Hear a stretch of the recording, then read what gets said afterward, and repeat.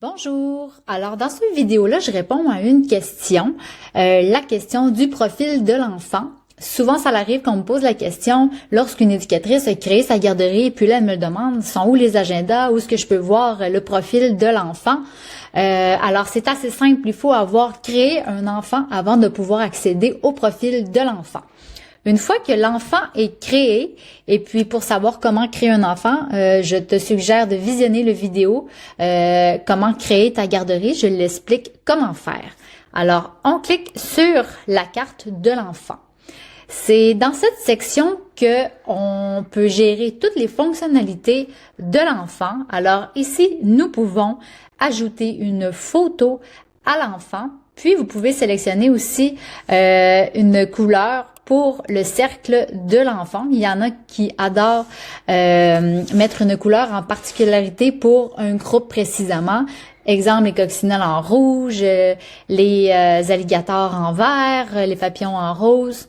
Peu importe, vous pouvez vraiment peaufiner le profil de l'enfant comme vous le voulez. Ensuite, nous avons le nom de l'enfant qu'on peut toujours modifier s'il y a eu erreur. Nous avons ici les informations de la dernière connexion parent.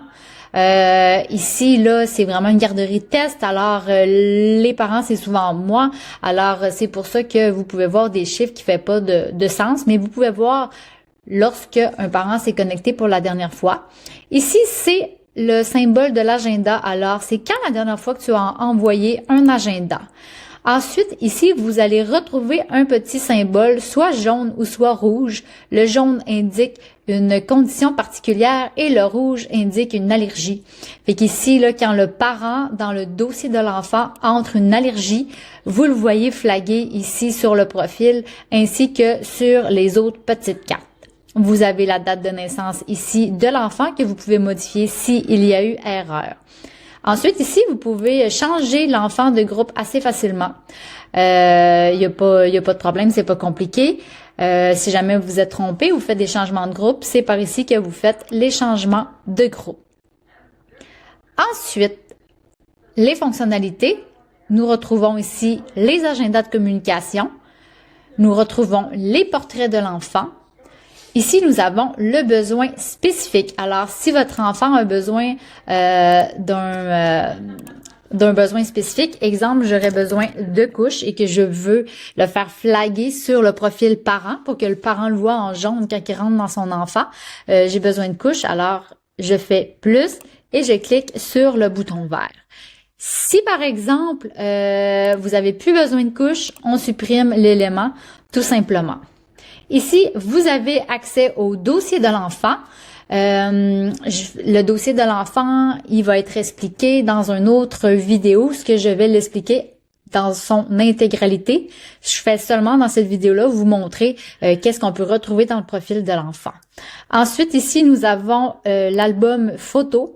L'album photo qui est classé par mois, par année. Fait que vous pourrez retrouver les photos assez facilement de l'enfant dans cette section-ci. Ensuite, note d'observation. Si vous avez une note d'observation à faire à propos d'un enfant parce que vous avez observé quelque chose, j'ai une vidéo aussi qui explique cette section. Vous pourrez la consulter.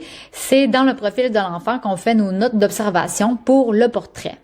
Ici, le rapport d'incident ou d'accident, c'est ici qu'on rentre un nouveau rapport. Fait que vous remplissez un rapport d'accident qui est envoyé au parent et le parent doit le signer.